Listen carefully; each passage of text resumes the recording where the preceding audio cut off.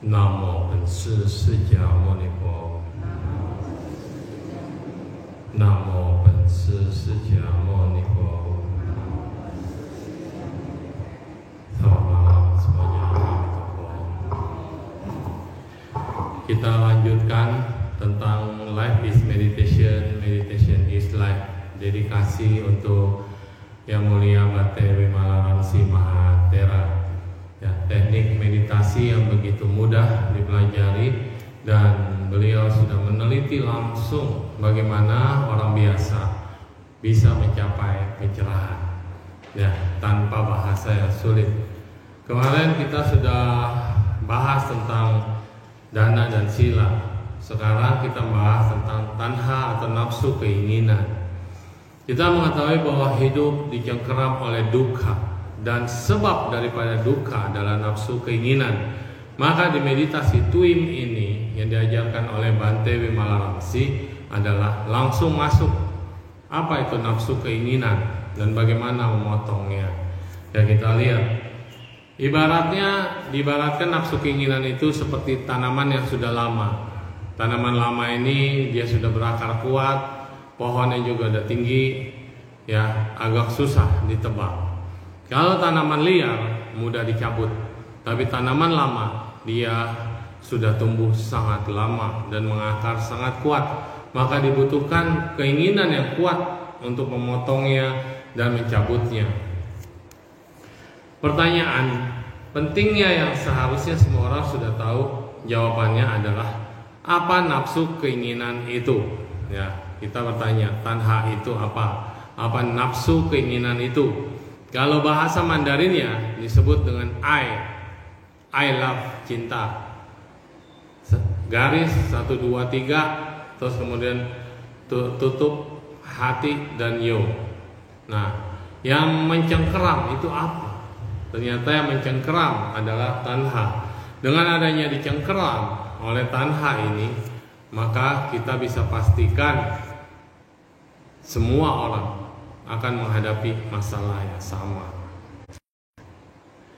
Ketika semua orang memiliki masalah yang sama, bagaimana kita mengenali nafsu keinginan itu?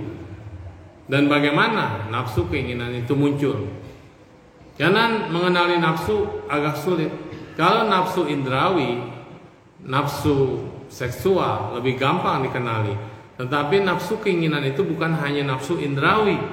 Mata ini juga punya nafsu, telinga juga punya nafsu. Mata mau lihat yang bagus-bagus, telinga mau mendengar yang indah-indah, hidung mau mencium yang wangi-wangi, makan, lidah maunya yang enak-enak. Nah, ini kita harus mengenali kapan munculnya saat meditasi. Buddha selalu menggunakan definisi yang sangat spesifik ketika beliau mengajar, dan semua orang perlu mengenali dan mengerti definisi beliau yang seringkali agak berbeda dengan definisi umum dalam sutta ya.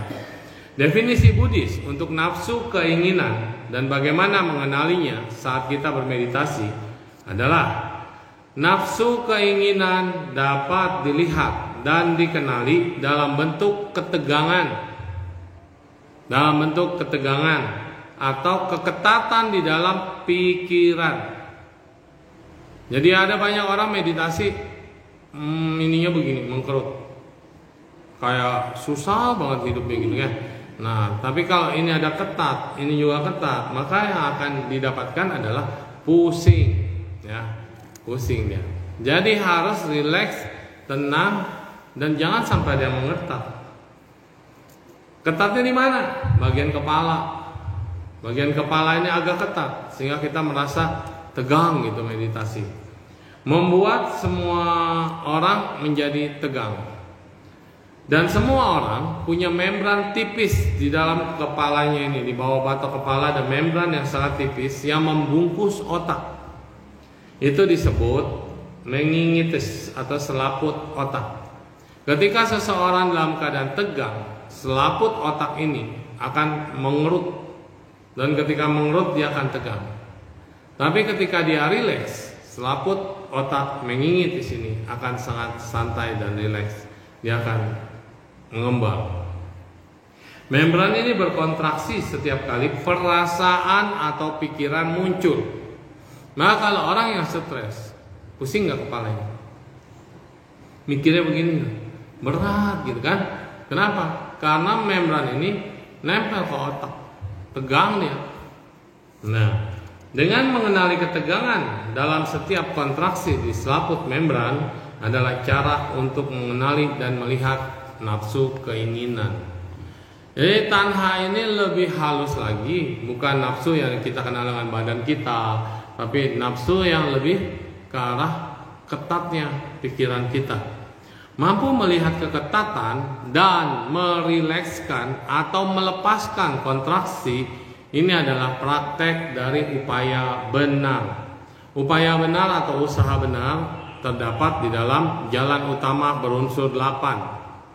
Ini adalah jalan untuk melenyapkan duka, jalan untuk memotong tanha. Usaha benar ini ada di nomor 6. Ya.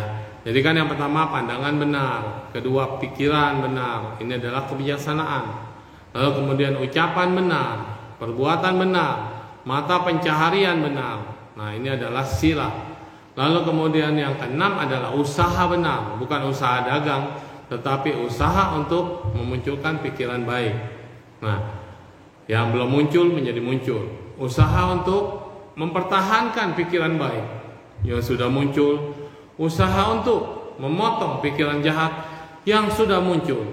Dan usaha untuk tidak menimbulkan pikiran jahat yang belum muncul. Itu adalah usaha. Dan ketika kita merilekskan dan melepaskan keketatan dalam pikiran, ini juga merupakan salah satu bentuk dari usaha yang benar. Berarti otomatis dengan menjalankan meditasi 6R ini, dengan rileks, senyum, kita sudah menjalankan usaha yang benar sebelum masuk ke dalam samadhi. Ya kan? Nah, bisa dikatakan ketika ini dilakukan, meditator mampu melihat dan memperhatikan bahwa pikiran ini lama-lama menjadi jernih. Kenapa ketika kita rileks dan tegang? Karena kita sudah lepaskan. Gambaran yang muncul kita lihat, kita kenali, dan kita lepaskan, kemudian kita melakukan relaksasi. Ketika kita melakukan relaksasi dan lepas, ini sudah merupakan pikiran menjadi lebih tenang dan jernih. Pikiran menjadi sangat waspada dan murni. Jadi pikiran yang waspada itu adalah ketika kita tenang dan rileks. Kalau kita dalam keadaan tegang, kalut, nggak mungkin muncul waspada. Kenapa ya? Muncul adalah masalah. Ketika Anda melihat lagi kena utang, lagi terlibat utang, bagaimana bisa rileks? Pikiran ini muncul, yang muncul di muka Anda adalah debt collector, bukan teman spiritual. Dan kemarin kita berbicara tentang teman spiritual kan, yang mendorong Anda, selalu menemani Anda sampai kita merasa hangat dengan penuh cinta kasih. Yang muncul adalah ketakutan, preman pasar, atau apa yang menyebabkan Anda takut, hantu, setan, dan segala macam, menyebabkan kita menjadi tegang. Nah, kalau yang menyebabkan kita tegang ini dilepaskan dan direlaks, maka kita akan menjadi lebih santai. Inilah yang dikatakan tentang kebenaran mulia ketiga. Saat Anda sudah mampu mempunyai pikiran yang jernih, lepas daripada keketatan di dalam otak dan pikiran Anda. Apa itu kesunyatan mulia ketiga? Niroda. Apa itu niroda artinya? Mie, bahasa Mandarinnya, artinya padam. Apa yang padam? Nafsu keinginannya padam. Sampai nafsu keinginan kita padam, susah. Tetapi berkurangnya nafsu keinginan, kita menjadi lebih rileks, lebih santai, lebih waspada. Maka arah ke jalan niroda itu sudah dijalankan. Terus-terusan kita lakukan, lama-lama kita juga akan padam dari segala nafsu keinginan. Bisa suhu?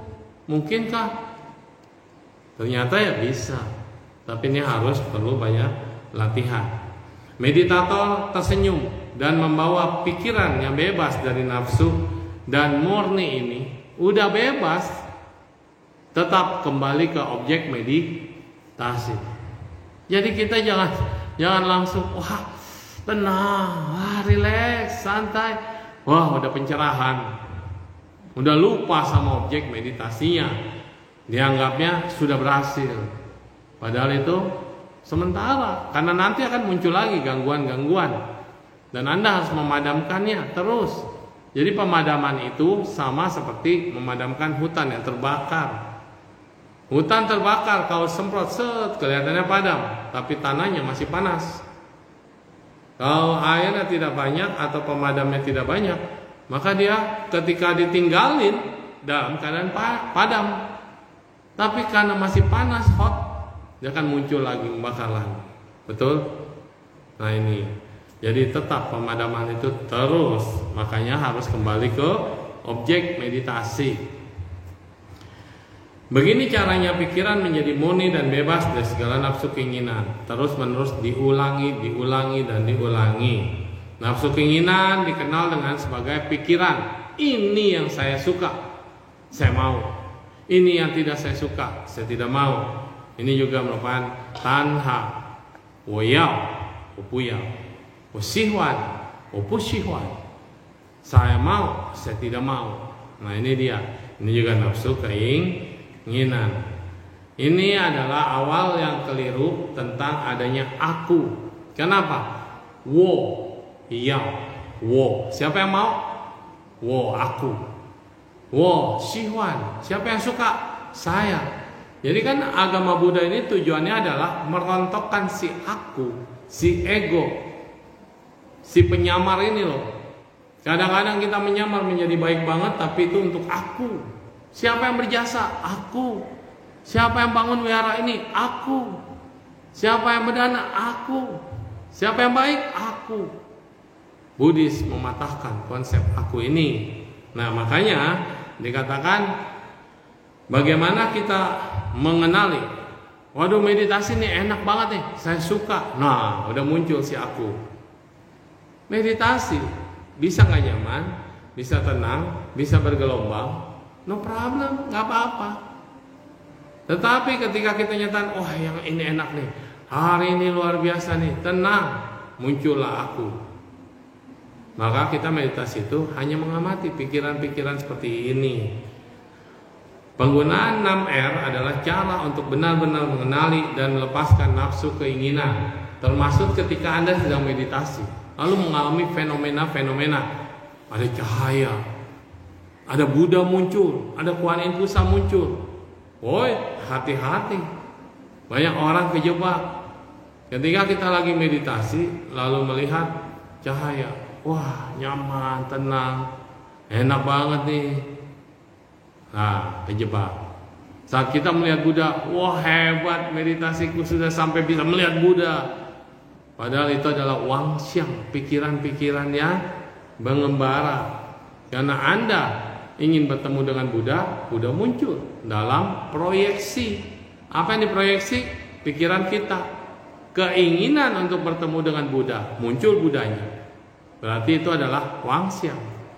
Maka di Zen, ini kanfo, safo. Oh kejam banget. Kalau kamu dalam meditasi melihat Buddha, bunuh Buddha. Karma buruk suhu membunuh Buddha. Bunuh Buddha yang muncul dalam meditasimu, karena itu adalah halusinasi atau wangxiang. Jadi banyak orang bilang, wah saya meditasi, ketemu sama ini, ketemu sama itu, bisa lihat ini, bisa lihat itu. 6R.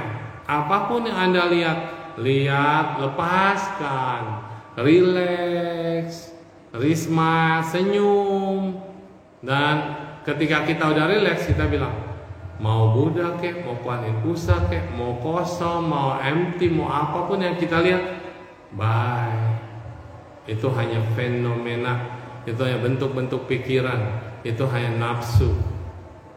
Terus mau melihat yang indah-indah, surga kalian dilihat, tetap lepaskan, relax, senyum, kembali ke objek. Karena tujuan Anda meditasi adalah berada di dalam objek. Kalau objeknya teman spiritual, apapun yang terjadi dalam samadhi Anda ketika duduk tidak bergerak adalah tetap teman spiritual. Jangan lari dari teman spiritual. Teman spiritual kita baru di dada misalnya, tapi Anda sudah melihat pemandangan-pemandangan yang indah bagaikan surga. Kalau Anda terjebak ke sana, lupa sama teman spiritual, berarti Anda lepas dari objek. Maka lepaskan yang itu, pemandangan yang bagus. Karena kan kita kan nonton film ya, kalau filmnya jelek, waktu terasa sangat lama banget, betul? Kalau filmnya bagus, wah cepat banget.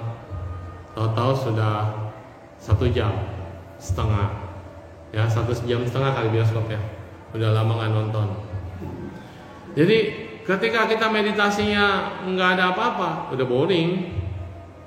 Kalau kita lagi seru, cepet banget waktu berlalu. Nah itu dia. Jadi tugas kita adalah objek. Kalau teman spiritual di dada, ya tetap di dada. Kalau teman spiritual di kepala, tetap di kepala. Kalau objek yang lain, yang nanti kita ajarkan, tetap objeknya di situ, ya, oke. Nah, ini adalah cara untuk mengenali dan melepaskan dari keketatan di dalam pikiran, yaitu melepaskan nafsu keinginan.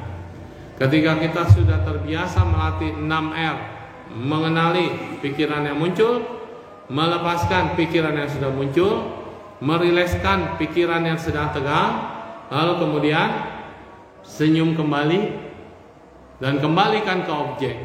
Lalu kalau ada pikiran mengganggu, ulangi lagi tahapan yang tadi. Tugas kita cuma gitu aja. Gampang gak? Gampang susah. Tapi ini lebih gampang daripada kita mengamati hanya nafas masuk nafas keluar.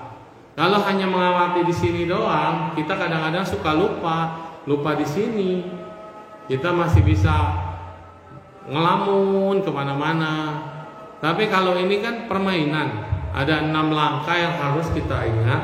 Dan 6 langkah ini seperti kucing melihat lubang tikus. Begitu tikus yang muncul, Anda harus lihat. Dan kalau tikusnya sudah lari, ya udah lepasin. Dan ketika kita sudah lepas, jaga jangan tegang, harus rileks, senyum, dan kemudian kembali ke objek meditasinya, kembali teman spiritual. Lalu kemudian ulangi kalau ada gangguan. Ini harus sering dihafal urutannya, jangan ketuker. Terakhir, pemurnian pikiran, purification of mind, purifikasi dari pikiran, memurnikan pikiran. Yang tadi tanaman lama kita tebang, nah sekarang ibaratnya tanaman baru kita tanam.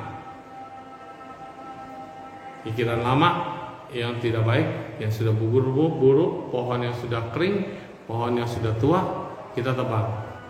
Pohon yang baru kita tanam. Dan kita menanam pohon yang benar, bibit yang bagus, maka kita akan panen daripada apa yang kita tanam. Kok bisa panen dengan memurnikan pikiran? Apa yang kita panen dengan pemurnian pikiran? Nah, kita lihat kebenaran mulia ketiga, yaitu berhentinya penderitaan. Ada di sini yang mau menderita terus? Gak mau. Tapi kapan padamnya penderitaan? Ketika Anda udah jadi Buddha atau Anda tercerahkan. Lama suhu. Yes, lama. Tapi mau nggak penderitaan Anda yang sekarang pelan-pelan lenyap, berubah menjadi indah, berubah menjadi bagus? Mau? Ya, artinya kita jangan bilang langsung padamnya penderitaan, tetapi pelan-pelannya lenyap sedikit-sedikit penderitaan, sehingga beban kita tidak terlalu berat. Paham? Oke, caranya dengan memurnikan pikiran. Memang bisa suhu pikiran itu dimurnikan. Bisa nggak? Pada dasarnya pikiran kita itu polos. Makanya dikatakan pikiran anak-anak itu polos apa adanya. Hari ini dia nangis, bentar lagi dia ketawa, bentar lagi dia main lagi sama temannya. Tadinya berantem. Polos kan? Dia hanya melihat penderitaan sesaat, lalu kemudian dia bisa senang-senang kembali. Hari ini senang, tiba-tiba jatuh, dia nangis kerejer.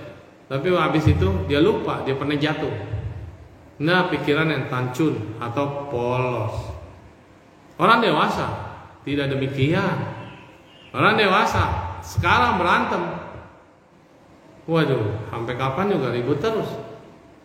Benar. Anaknya yang ribut, bapaknya ikut-ikutan. Anaknya udah bayaan, bapaknya masih berantem. Ini orang perbedaan antara orang dewasa dengan anak kecil. Nah, sehingga dengan demikian kita lihat apa sih arti dari pemurnian pikiran. Pada dasarnya pikiran kita udah murni, tapi seiring pengalaman masuk, seiring kesakitan yang kita rasakan, seiring hal-hal yang tidak menyenangkan yang kita tanam dalam pikiran kita. Kan dari kemarin saya bilang, kita adalah pemulung sampah, sampah batin, betul? Yang tidak ingat, yang tidak baik kita ingat semua. Yang baik lupa. Coba, kapan terakhir ada orang baik sama kamu? Kapan ya? Terus yang baik itu misalnya ngasih sesuatu ke kamu, bajunya warna apa? Boro-boro ingat tuh. Kenapa? Kebaikan itu menguap. Coba, kapan Anda merasa paling bahagia sekali saat berbuat baik? Kapan? Tapi coba ditanya, pernah nggak dimaki seseorang, langsung ingat mukanya sampai jelas, bajunya kelihatan, cara ngomelnya, suaranya jelas, jelas banget, betul? Nah ini yang kita simpan yang begituan, sehingga ini adalah sampah. Nah inilah yang harus dimurnikan, memaafkan, melepaskan, ya. Nah kemudian kita lihat dengan memurnikan pikiran seperti apa.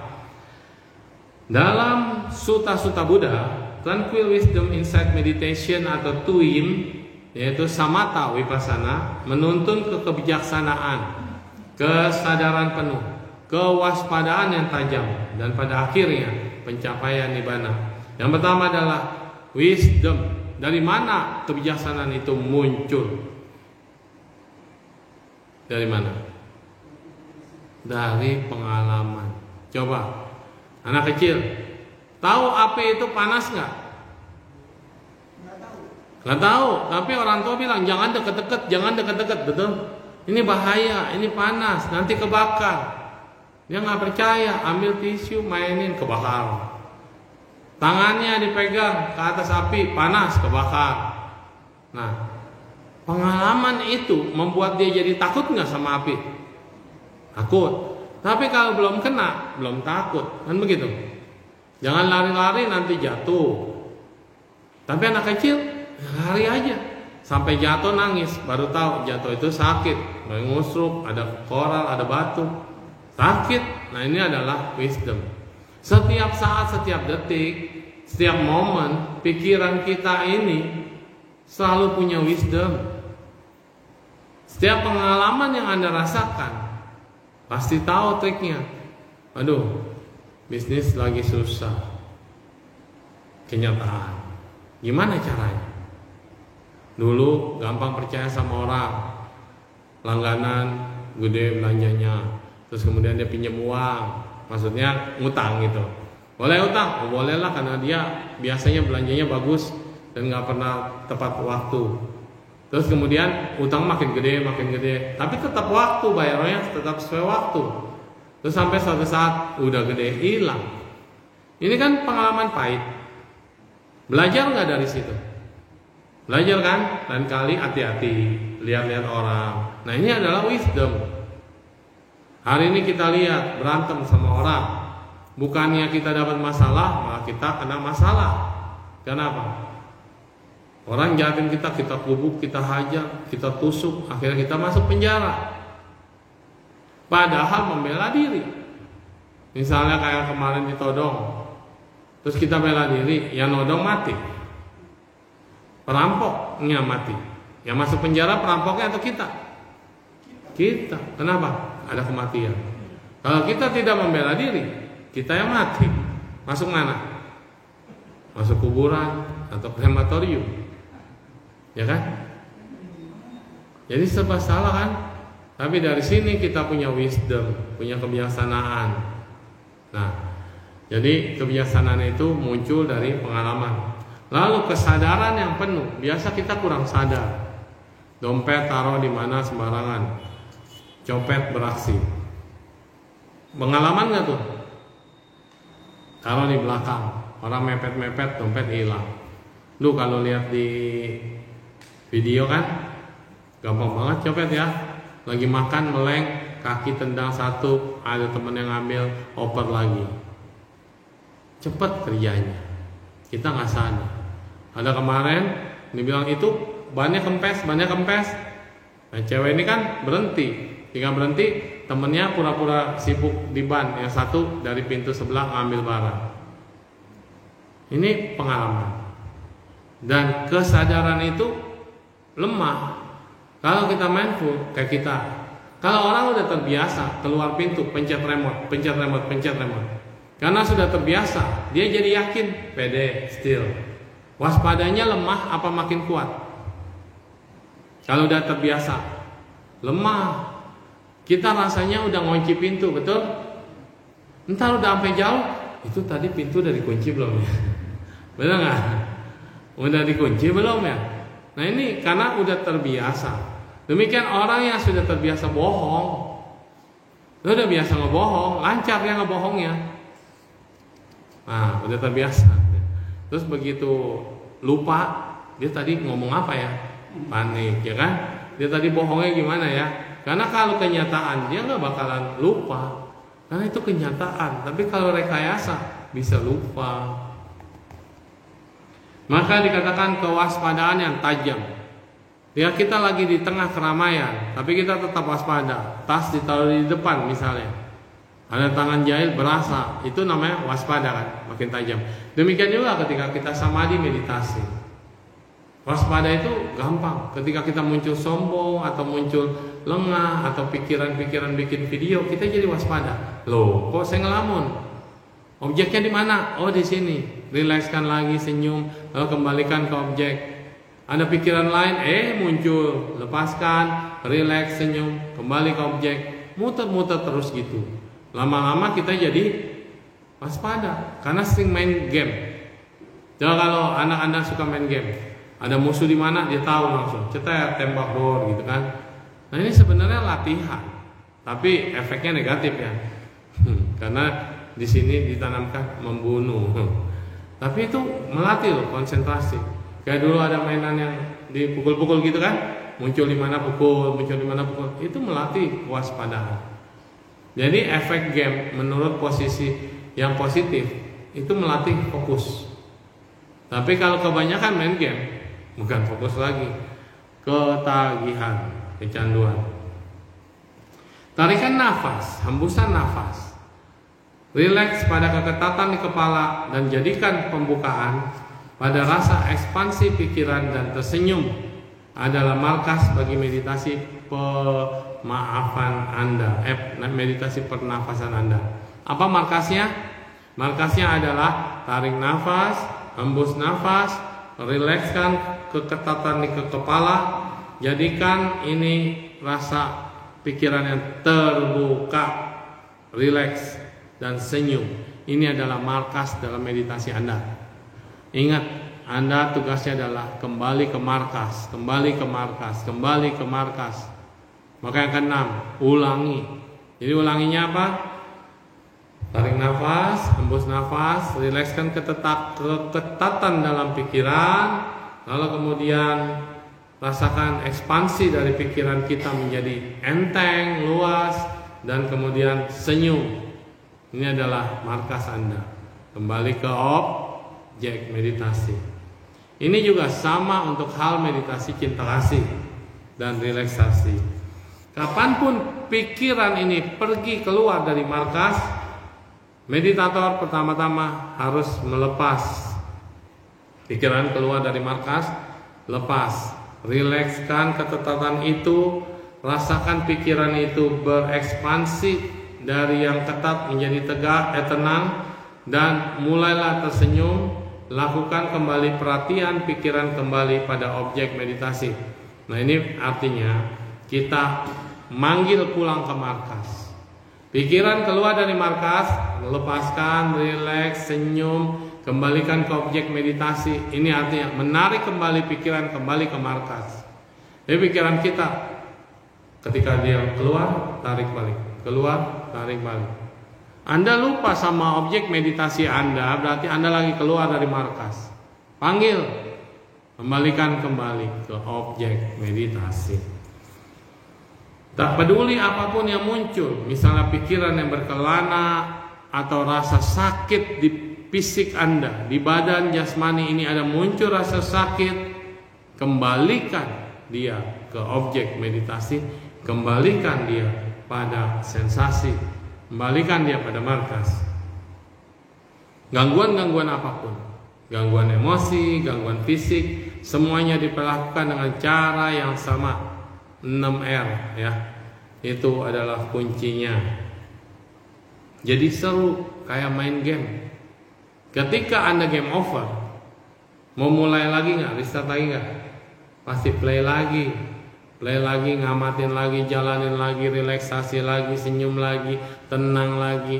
Muncul lagi, meninggal, kita keluar dari markas, berarti game over. Play lagi, mulai lagi, relax lagi, gitu terus ya. Sangatlah penting untuk mengenali pikiran apa yang keluar. Pikiran kasih sayang kan adalah objeknya meta, maitri. Pikiran apa nih yang muncul keluar? Lalu kenali dia, lepaskan dia. Relax, senyum, dan kembali ke objek meditasi Anda. Gangguan-gangguan ini sebenarnya adalah proses dari pelatihan tanpa aku.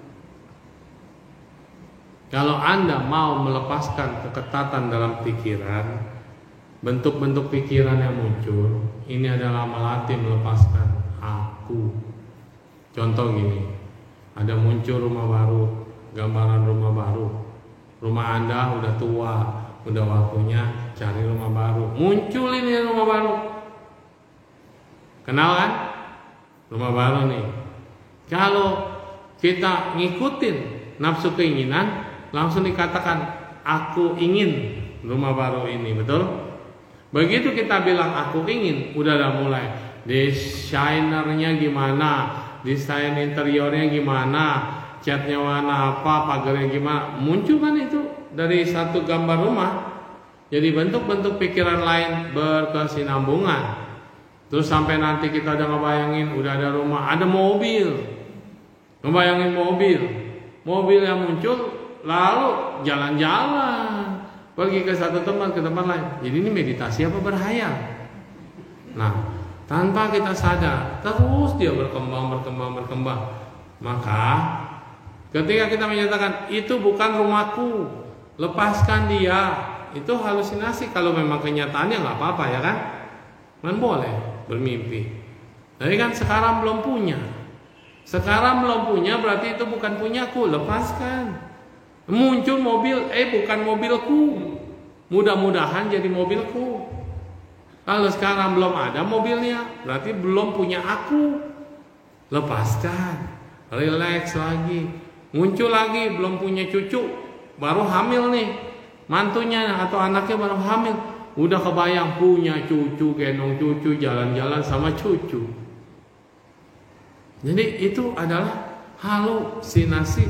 Lepaskan, kembalikan, itu bukan punyaku. Orang anakku lagi hamil, belum ada yang lahir, mana bisa ada milikku. Sehingga ini belajar melatih melepaskan.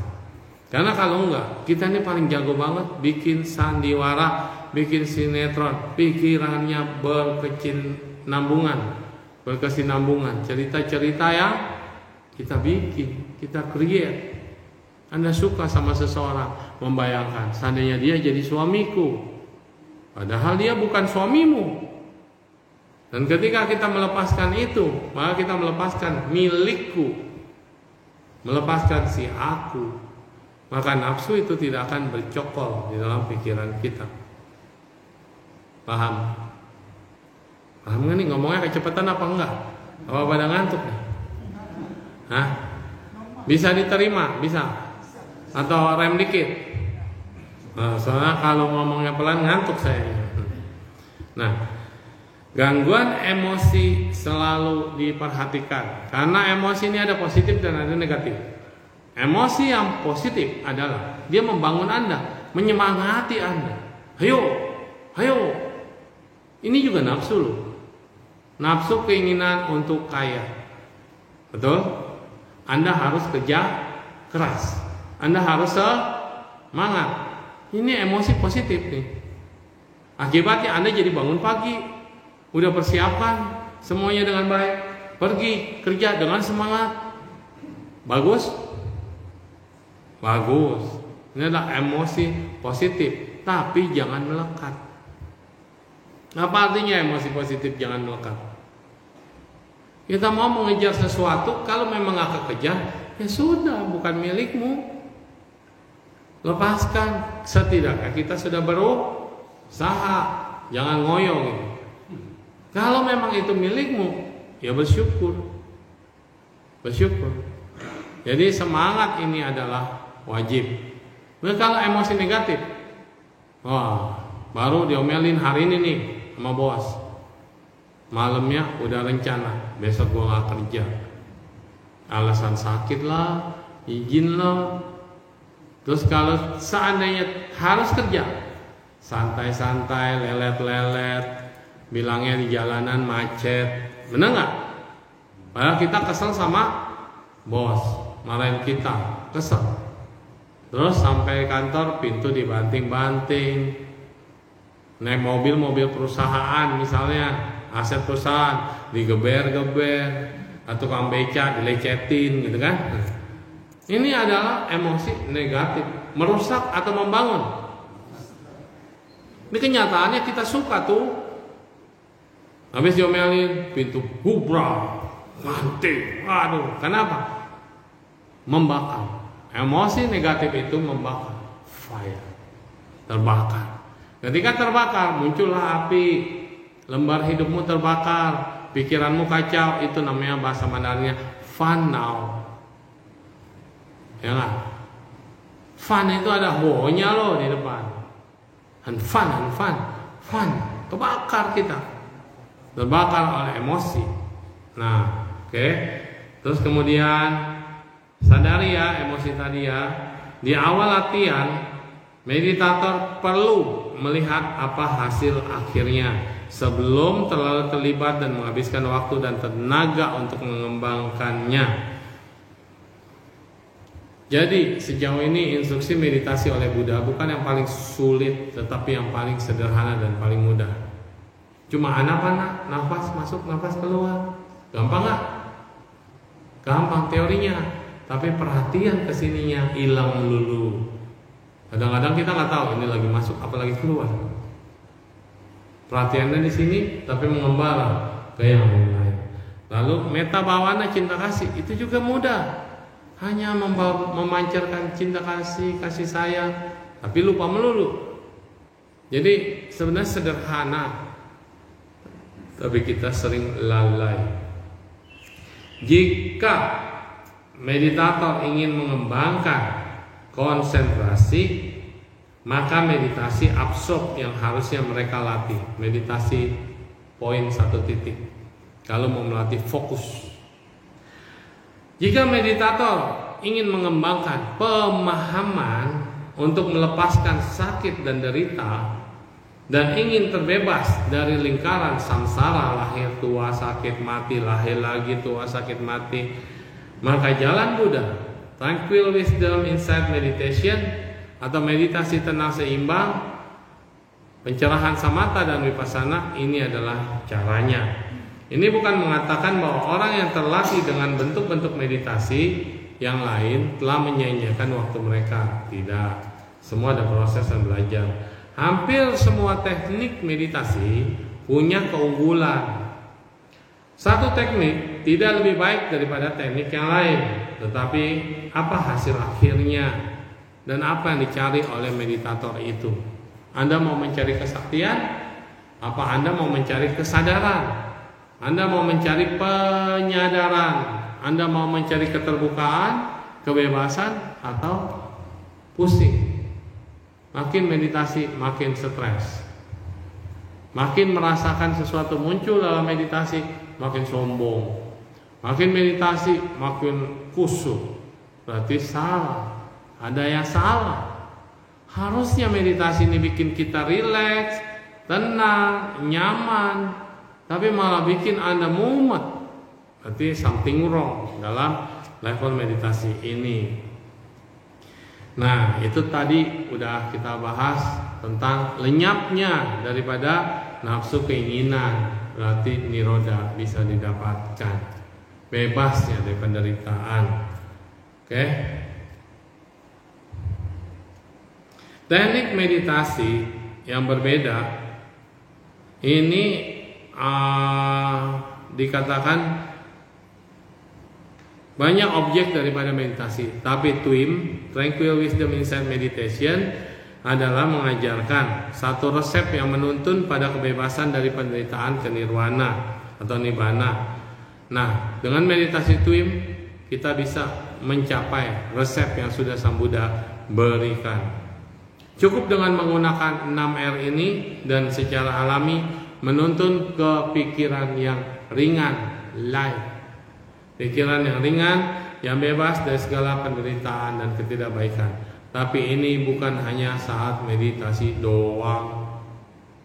Ini harus terus dilakukan dalam keadaan sehari-hari. Makanya teman spiritual bukan hanya pas duduk diam. Lagi jalan ada teman spiritual, lagi makan ada dia, lagi mandi ada dia, kayak ini. Senyum-senyum terus jadi kita bahagia. Terus ada tidur, kita juga sadar dia juga tidur bersama kita. Sampai kita merasa teman spiritual itu waktunya lebih banyak daripada pikiran-pikiran yang lain. Sampai kita merasa cinta kasihnya menguat. Sampai nanti naik ke kepala cinta kasih ini, Anda akan rasakan kepala Anda akan lebih fokus lagi di sini. Energi di kepala akan semakin lebih menguat. Rasa cinta kasihnya dan naik ke sini sampai kepala terasa hangat. Kenapa? Anda menemukan sesuatu yang hilang dalam hidup kita. Apa sih yang hilang selama ini? Coba dipikirin. Waktu bayi, apakah ibu kita membiarkan kita tidur sendiri? Apakah ibu kita tidak pernah memeluk kita? Apakah ibu kita membiarkan kita nangis sendirian? Sentuhan seorang ibu, pelukan seorang ibu berakhir ketika kita beranjak gede, betul? Tapi kesadaran alam bawah sadar kita menyatakan pelukan itu hangat, pelukan itu menenangkan, pelukan dari seorang ibu punya kekuatan. Benar? Ini yang hilang. Makanya udah gede nyari pacar. Untuk apa? Biar ada yang meluk, benar kan? Menggantikan ibu kita. Nah, jadi kita lihat ada keluarga yang sudah terbiasa kalau pagi hugging, peluk anaknya, mau sekolah atau mau apa dipeluk. Tradisi Belanda juga katanya dulu begitu ya, peluk cium orang tua ya. Ini beda, walaupun udah gede tetap peluk, ketemu peluk, itu katanya kata oma itu tradisi Belanda. Ternyata itu juga merupakan healing. Coba kalau anak cewek kebanyakan ya, kalau anak cowok mah jarang dipeluk-peluk ya. Kecuali saya dulu kalau ngamuk, mama saya peluk langsung. Kalau anak cewek nangis ketika dia dipeluk, lega nggak? Nah ini kita hilang di sini. Kita merasa ada yang hilang. Sampai kita down, kita merasa kita sendirian. Kita menyelesaikan semua sendiri, harus fight sendiri, merasa tidak ada yang kita bawa-bawa terus. Maka ajaran agama masuk untuk mengisi hidup. Yang percaya dengan Buddha, dia akan merasa Buddha menemani. Tapi kayaknya umat Buddha nggak pernah merasa begitu ya. Percaya Kuan Yin menemani. Tapi itu juga rasanya jarang. Tapi kalau tetangga, dia merasa Tuhan Yesus selalu dekat dengan dia, menjamah dia. Apa artinya? Ya itu dia di situ. Teman spiritual kita ada, dekat, nyaman. Saat kita galau, dia ada. Padahal bodhisattva tujuan utamanya adalah menolong semua makhluk. Bodhisattva dan Buddha tidak pernah meninggalkan kita, tetapi kita yang meninggalkan dia. Maka Master Hsing Ying berkata begini nih, kalau di sekolahan, di sekolah Buddhis, baru belajar mau jadi biksu, Buddha ada di depannya. Buddha ada di depannya. Waktu nyencing bayangin Buddha, ada Buddha di depannya. Waktu meditasi ada Buddha di depannya. Karena baru masuk. Kalau udah lama jadi biksu, Buddha jauh banget. Perlu dipanggil-panggil kali. Kenapa? Kitanya sudah melampau terlalu jauh. Karena sudah biasa. Kayak misalnya anak kecil baru belajar jalan, orang tua ada nggak di sampingnya? Dia merasa nyaman, aman, karena ada. Kalau dia jatuh ada yang angkat, kalau dia jatuh ada yang pegang, nyaman tuh. Kalau udah bisa jalan, orang tua kawal-kawal, risih nggak dia? Ngapain sih?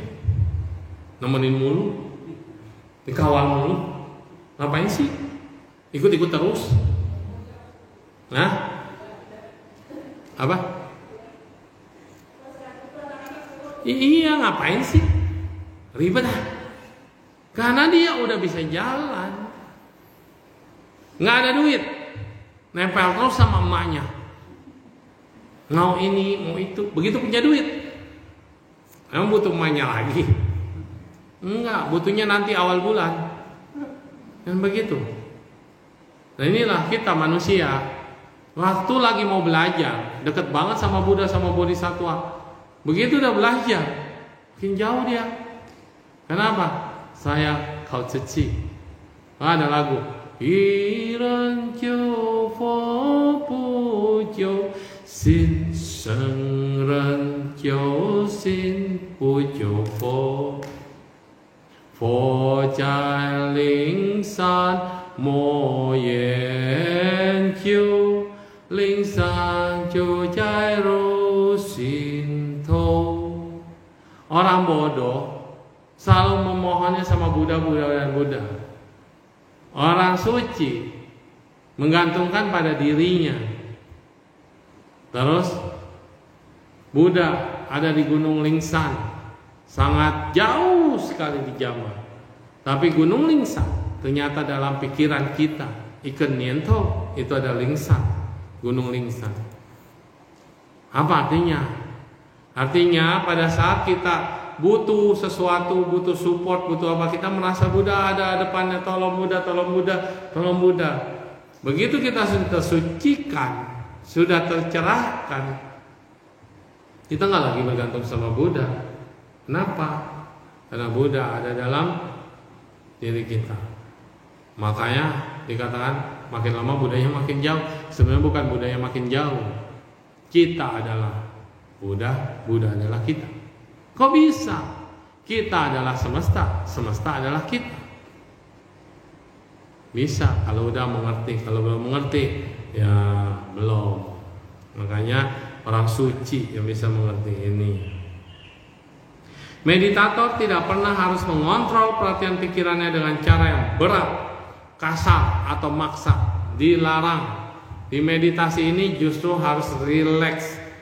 Jangan dipaksa, jangan dipush. Kalau Anda meditasinya, kok saya belum mencapai, kok saya belum ini, kok saya belum ini, makin push, duduk keras, perhatikan keras, nggak boleh. Dalam meditasi ini tidak diperkenankan berpikir dengan cara yang berat, kasar atau maksa pikiran kita. Lalu cukup dengan ringan dan santai menggunakan teknik 6R ini dan secara alami menuntun kepikiran yang ringan dan bebas dari segala jenis penderitaan dan ketidakbaikan. Pelan-pelan aja, rileks. Jadi cuma diamati, muncul, berlangsung, lenyap, rileks, senyum lagi. Ketika kita senyum, ini otomatis nih, ringan. Coba sekarang Bapak Ibu senyum. Enteng nggak? Waktu senyum aja enteng nggak? Enteng ya? Tapi kenapa nggak mau senyum terus? Dari tadi saya ceramah manyun. Katanya senyum enteng. Apa sih susahnya narik ini begini? Karena kita sudah terbiasa. Terbiasa serius, terbiasa manyun. Coba lihat anak-anak, ketawa mulu, lari sini, senyum terus.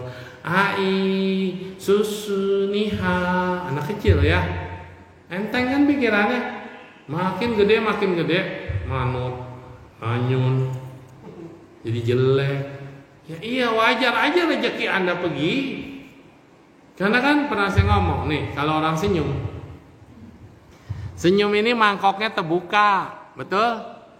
Ini mangkok nih terbuka, maka rezekinya ketampung.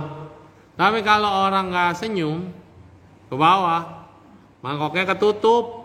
Rezekinya ketutup, ada yang muncul juga jatuh dia. Tuh.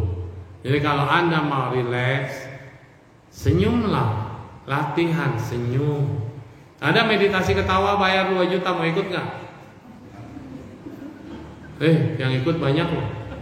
Di Monas dulu sering dilatih tuh meditasi ketawa 2 juta. Meditasi ketawa doang. Dari ketawa kepaksa sampai ketawa rileks. Coba ketawa kepaksa gimana?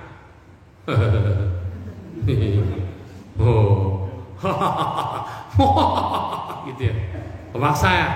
Tapi nanti kalau ngelihat orang lain pada ketawa kepaksa, dia ngetawain orang. Ya nggak? Lama-lama pada rileks ketawanya. Bayar 2 juta mahal amat. Ya sekarang aja Anda banyak latihan ketawa, tapi jangan ketawa sendirian. Mencoba untuk menolak atau mengontrol dan berupaya membuat meditasi menjadi seperti yang kita harapkan oleh meditator, ini adalah penyebab munculnya nafsu keinginan yang lebih besar. Ini adalah awal mula penderita. Katanya suruh meditasi 3 jam jangan bergerak, ya kan? Udah dihantuin pikiran 3 jam. Mana mungkin? Ketika kita mengatakan 3 jam tidak mungkin, ya udah pasti nggak bakalan mungkin. Tapi kalau bilang saya pasti bisa, relax bisa. Tapi kalau saya harus bisa 3 jam harus, sakit bisa, makin sakit lawan, itu nge-push itu, entah capek sendiri. Karena Anda memaksakan. Sakit itu kan alamiah. Segala sesuatu yang datang muncul, dia akan berlangsung dan dia pasti akan lenyap. 3 kondisi batin ini muncul, berlangsung, lenyap. Ini berlaku untuk apapun.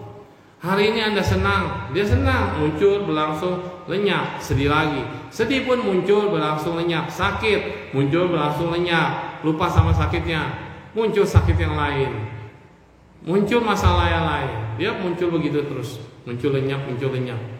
Tapi kalau kita fokus pada objek, pada rileks, pada senyum, saat sakit, amati, rileks, cuekin.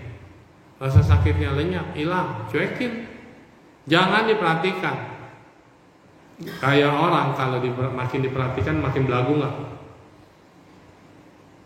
Jual mahal ya. Demikian juga dengan kaki kita. Kalau kaki kita sakit, kesemutan atau hilang, ya biarkan. Ya, biarkan. Oke. Yang di rumah nggak kedengeran ya? Yang lain suaranya jelas? Oke, deketan deh. Ketika kita melihat munculnya lebih banyak nafsu keinginan, maka kita harus lebih berusaha lagi ya. Inilah ringkasannya. Semoga Anda menjadi pemeditasi yang semakin teliti, semakin mantap, dan semakin menjalani keindahan dari meditasi TWIM ini. Oke, tanggal 19 harusnya kita one day retreat ya. Saya juga lupa, terus juga belum konfirmasi lagi, belum buka pendaftaran. Karena tanggal 16-nya kita ada Pai Chien Fo kan. takutnya udah habis berdiri berdiri bangun kakinya pada sakit ya kan. Jadinya kita libur aja tanggal 19 tanggal merah ya. Nah, terus waktu Pai Chen Fo bawa baju ganti, takutnya basah terus kemudian masuk angin ya. Bawa kaos aja ganti baju. Oke. Nah, sekarang kita masuk ke dalam pembahasan Bante yang berikutnya. Judulnya adalah, ini bab baru nih, bab baru yang tadi adalah introduction, pendahuluan. Nah, tentang jambu air, bodi dan jalan ke nirwana.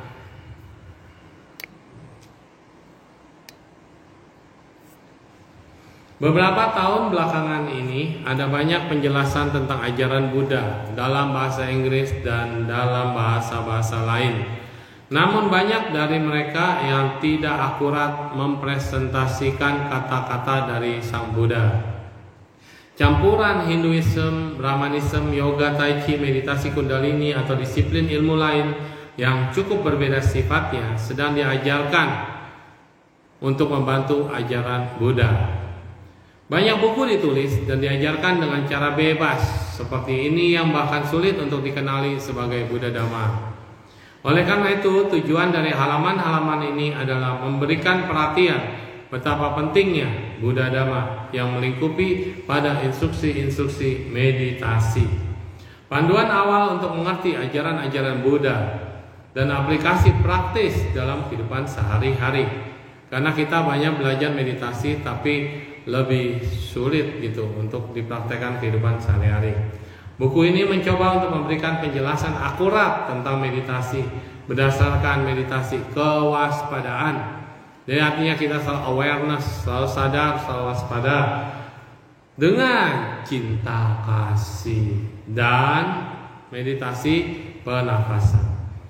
Sedikit penggunaan komentar-komentar standar. Kerangka kerja dari sutta yang digunakan oleh buku ini adalah berbasis dari versi bahasa Inggris dan Majjhima Middle Length Discourse atau tengah ya, buku tengah atau sutta Majjhima Nikaya yang diterjemahkan dari bahasa Pali oleh Yang Mulia Bhikkhu Nyanamoli dan Yang Mulia Bhikkhu Bodhi, dipublikasikan oleh Wisdom Publication. Banyak terjemahan bahasa Inggris lainnya yang ditinjau dalam proses penulisan buku ini.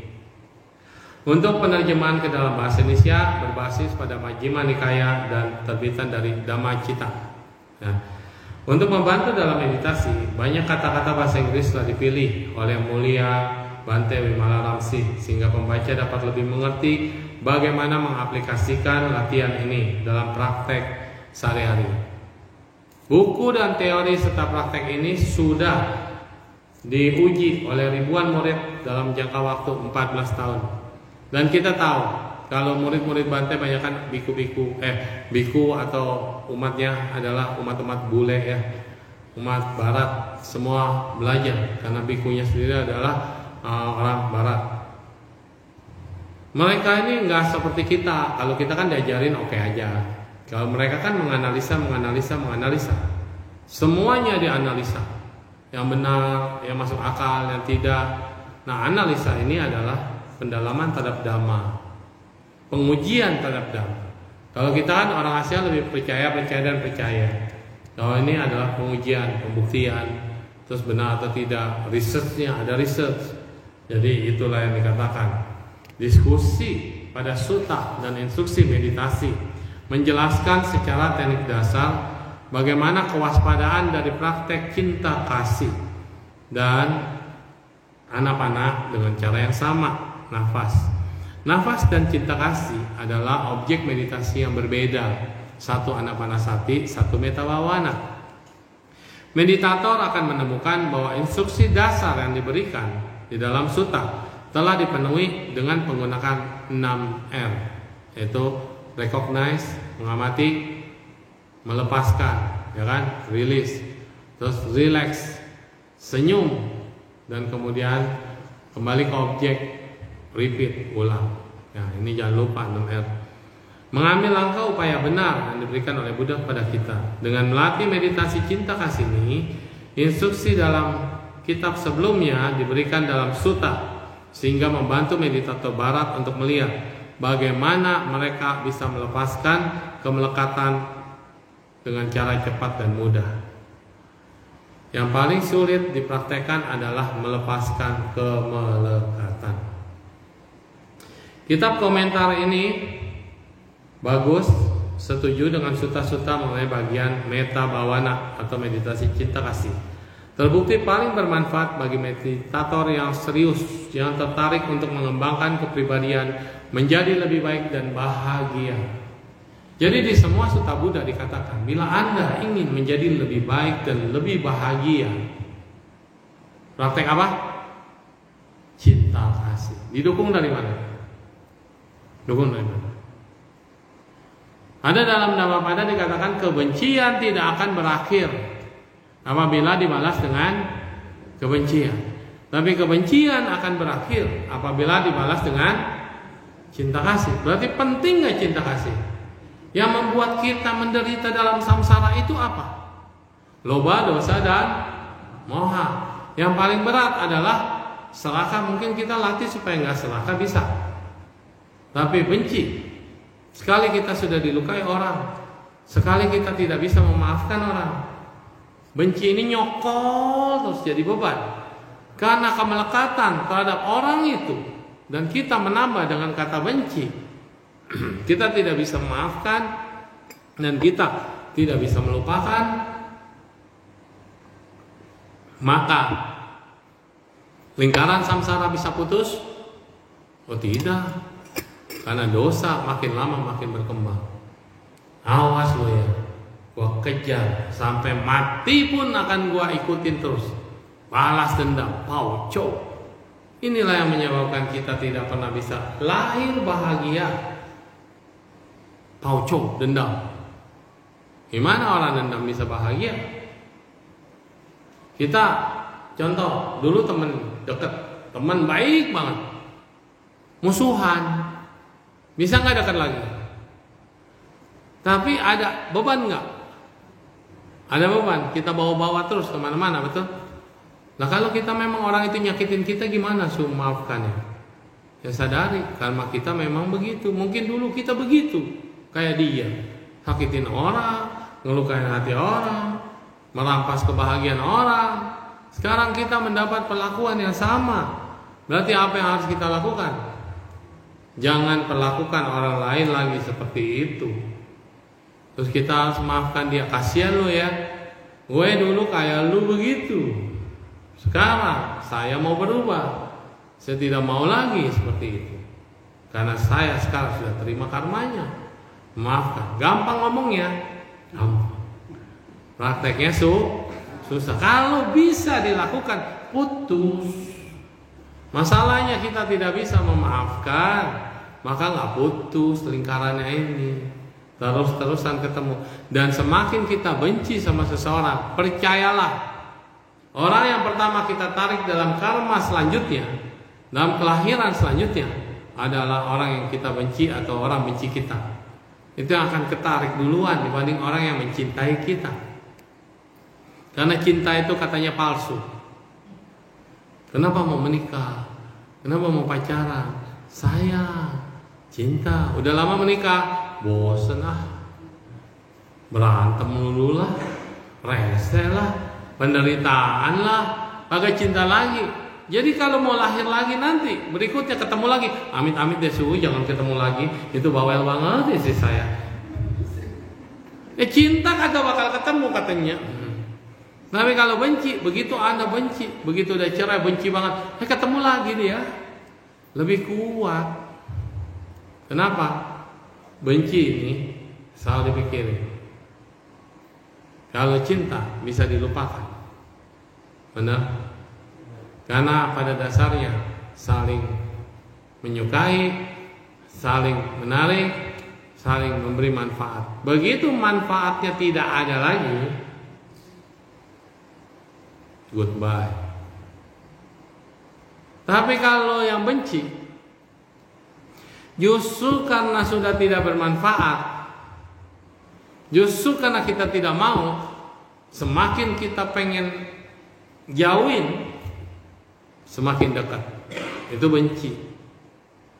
Apalagi yang menyakiti, karena sesuatu yang sakit, karena biasanya terluka.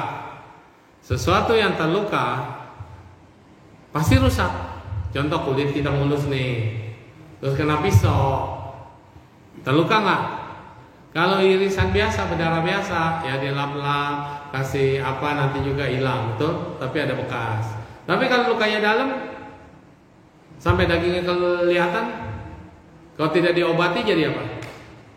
Borok, infeksi. Kalau nggak diobatin terus, makin besar nggak? Bisa diamputasi nggak? Bisa. Nah ini dia borok. Tidak diobati. Ngobatinya gimana kalau luka? Ya dikasih obat, dijahit kalau lukanya luar. Diusahakan. Lah kalau orang bikin kita kesel, bikin kita marah, bikin kita emosi, gimana ngobatinnya? Dengan membalas cinta kasih. Mana mungkin? Jangankan mau membalas cinta kasih, suhu ingat mukanya aja udah gedek, kesal. Baru lihat mukanya tuh dalam bayangan muncul dia. Orang bilang orang yang belum datang baunya udah kecium.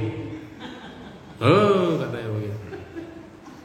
Gimana? Nah itulah kalau kita mau mengatasinya, pancarin cinta kasih sampai dia tersenyum kembali.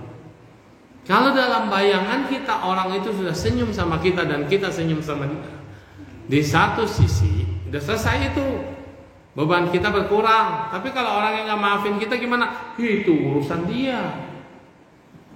Benar. Karena orang ini kejebak begini loh. Misalnya nih, saya marahin Anda, aku marah. Saya pulang, saya tidur, masih ingat emang marahnya tadi. Bener, rata-rata mah lupa, yang ngomel mah bener. Yang ngomel mah udah lupa, udah bodo amat. Besok pagi ketemu lagi juga, mungkin dia baik lagi, karena dia udah kebiasa ngomel kali ya. Kalau nggak ngomel gatel gitu. Lupa dia mah udah ngomel. Tapi masalahnya yang diomelin ini, waduh, kesel, gondok, jengkel. Bisa tidur nggak? Enggak. Apalagi ibu-ibu yang udah biasa ngomel, kalau nggak ngomel gatel gitu ya, kayaknya kurang resep gitu ya.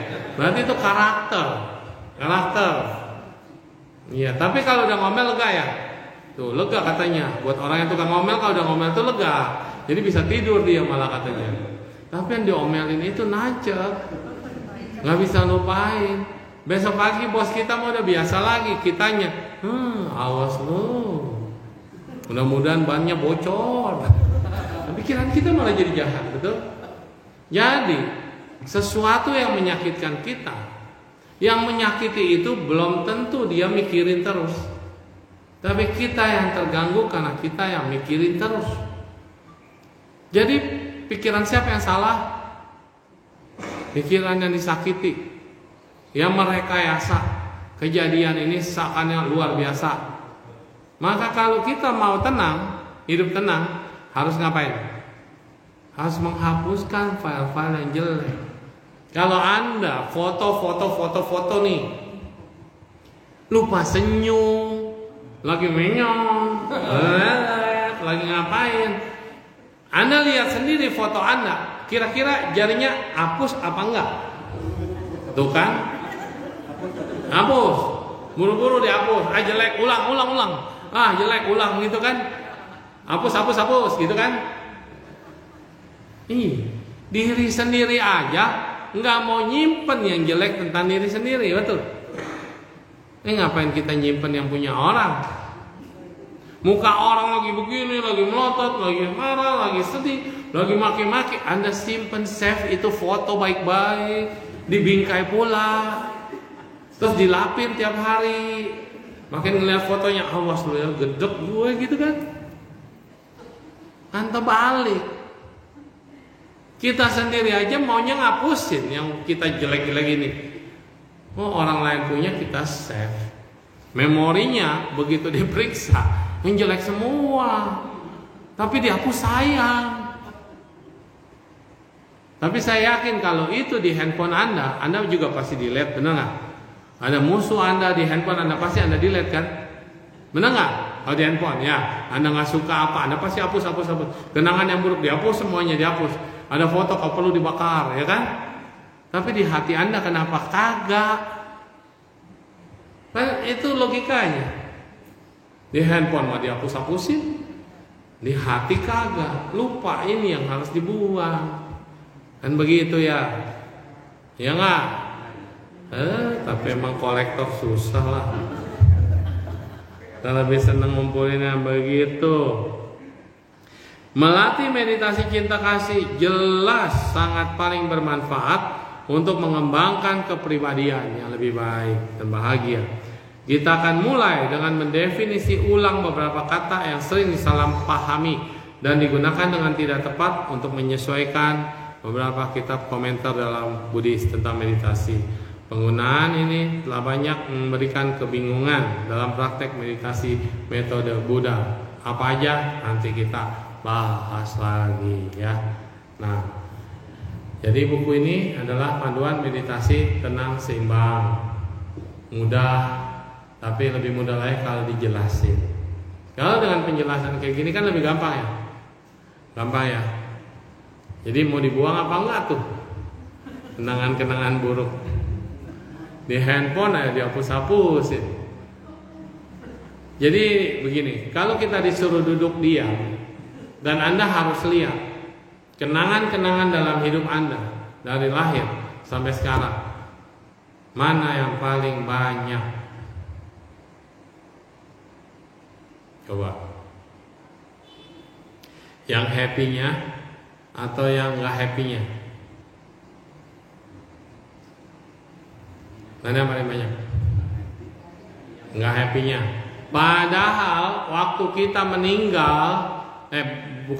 mau meninggal, lagi koma atau menjelang koma atau udah dekat dengan koma, yang dibutuhkan memori yang baik atau memori yang buruk.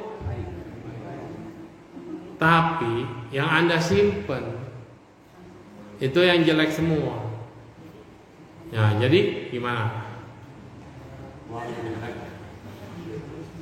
Berapa banyak orang lagi mau koma tidak bisa tenang? Coba perhatikan. Datang aja ke ICU dah sekarang, ayo kita survei. Itu mesin. Buat kita pun yang sehat nih ya, saya sering doa gitu di ICU. Itu mesin yang paling menyebalkan. Yang bunyinya begini nih. Tit, tit, tit. Apa kalau dia sesek? Tit, tit, tit, tit, tit, tit, tit, tit. Waduh, itu deg-degan. Kalau kita lagi baca doa nih ya, bunyinya begitu terus, nafas saya jadi sesek. Kenapa? Kesannya tinggal nunggu itu bunyi tit gitu kan. Benar. Sesek. Kita yang nggak sakit jadi ikutan nyesek. Itu mesin buat kita orang yang sehat bikin kesel. Apalagi yang sakit. Ngerti nggak? Yang sakit di infus nggak bisa bergerak, makanya banyak orang mau cabut-cabut kan. Ini emang enak, kebo ayah di nggak enak begini-begini mulutnya. Kayak kita ditusuk sini hidungnya, terus infus udah pindah sini pindah kanan, belum lagi yang ngamuk diikat tangannya, benar? Kalau yang sering ngamuk kan diikat tangannya sama dokter, mau nggak mau. Emang kita liatin, kan ICU hanya boleh jam besuk, pas jam besuk dibuka. Begitu ngamuk lagi, udah diikat lagi. Apa nggak lihat kayak yang kemarin? Tinggal nunggu matinya doang. Diikat. Ini penderitaan. Lah kalau lagi begitu, lagi begini, lagi ngap-ngap, terus bunyinya tit, tit, tit. Apakah pikiran baik bisa muncul? Enggak. Pasti orang ngomongnya apa? Mau buru-buru mati. Ngapain buru-buru mati? Udah mati pengen hidup. Ini kenyataan loh. Boleh dicoba lah. Masuk ICU sekali-sekali. Itu bunyinya yang lebih nyebelin, bukan cuma bunyi tit tit tit. Sehari berlalu tiau tiau tiau, cap tiau, ji cap tiau, sa cap tiau, lak cap tiau, itu bunyinya tiau. Itu lebih sakit dari bunyi yang tit tit itu. Benar nggak? Ya kalau ada BPJS, waktu disuruh bayar pajak agak mah. Lagi sakit, aduh kalau ada BPJS enak nih gitu ya. Asuransi pun belum mau tentu tanggung semuanya. Inilah kenyataan. Itu memunculkan pikiran baik sangat amat susah. Makanya banyak keluarga yang undang kita. Kalau udah rada-rada kayaknya udah drop nih, tolong bantuin doa. Buat apa kita datang? Supaya yang sakit bisa tenang, relax, tenang. Dia lihat suhu, apalagi suhunya baik sama dia dulu. Ingat kenangan ke Wiyara, senyum dia ya kan? Bisa senyum aja bagus. Kalau saat dia senyum meninggal, surga itu udah pasti. Jadi nggak pakai janji-janji kalau agama Buddha. Langsung praktek. Meninggalnya senyum, naik atas. Meninggalnya manyun, melotot ke bawah. Itu udah pasti. Nggak pakai delay itu. Maka kalau kita doain, muncul hal yang baik, positif. Ingat Tuhan Pusa. Ada pernah kita ke ICU. Itu tiap hari, Pak polisi tembak, itu pukul di sono, gebuk, timpuk, itu orang jahat banyak, bunuh. Begitu, kita baca doa ya, tapeco ya. Baru baca tapeco dia bilang, Maim, tolong ma, cucu, aduh sakit. Iya tolong bantu. Dia lihat refleksinya Tuhan Pusa di depan dia. Tapeconya sudah selesai, pelimpahan jasa. Balik lagi, Pak tentara tembak. Kita masih doa, Waisya. Tapi pikiran dia udah kembali balik. Kuan ini ya hilang. Nanti kuan ini ya, refleksi batin dia tentang kuan ini sesaat itu doa. Betul? Tapi muncul nggak waktu doa? Muncul. Bukan kuan ini yang benar-benar muncul. Nah, alam bawah sadar dia merefleksikan nama Kuan Sein Pusa. Dia ingat yang baik. Dia tenang. Dia bertobat. Tapi saat kita selesai, itu lagi gangguannya. Makanya dari situ saya berpikir, karma karena kebiasaan adalah penting. Kebiasaan Anda nienfo, pasti lagi koma omitobo. Karena ada pengurus kita dulu, ketua yayasan Damasagara Jakarta dulu, mamanya itu di ICU, mulutnya udah nggak sadar katanya, tapi mulutnya Amitopo, nggak ada suara, tapi mulutnya bagus nggak? Nah, jadi inilah yang membuat kita menjadi tenang di saat akhir kita mau meninggal. Itu nggak bisa ekspres, nggak bisa. Saya udah lihat beberapa orang yang suka meditasi, yang suka nencing, yang ngerti dharma, apa dia yang mendalami cingkangcing. Kemarin baru aja meninggal. Tenang banget. Lagi sakit aja kita doain, kita ngomongin dia bisa terima. Sakit ini badan tapi dia bisa tenang. Dan waktu meninggal bagus, mukanya tenang. Nah, itu dia.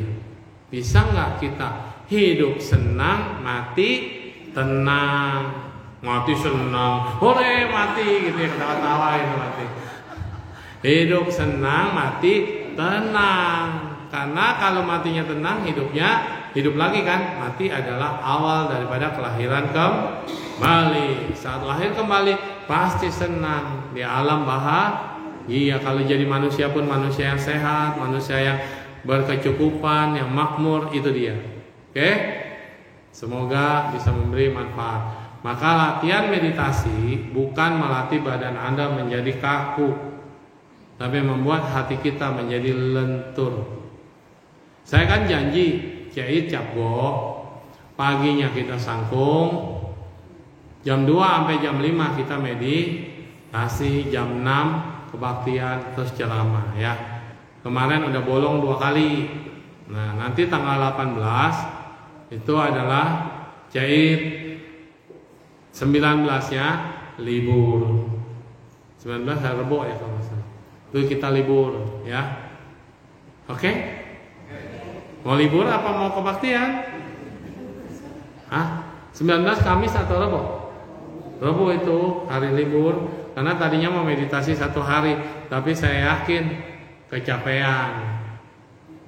Tanggal 18 juga belum tentu pada mau datang tuh. Lihat sikon. Tunggu pengumuman ya. Kalau enggak kita bolong lagi nah. Tapi malam tetap ada kebaktian. Oke? Sia-sia amitofo. Tadiata om gati-gati paragati parasam gati bodhiswa. Tadiata om gati-gati paragati parasam gati bodhiswa. Tadiata om gati-gati paragati parasam gati bodhiswa. Amitofo.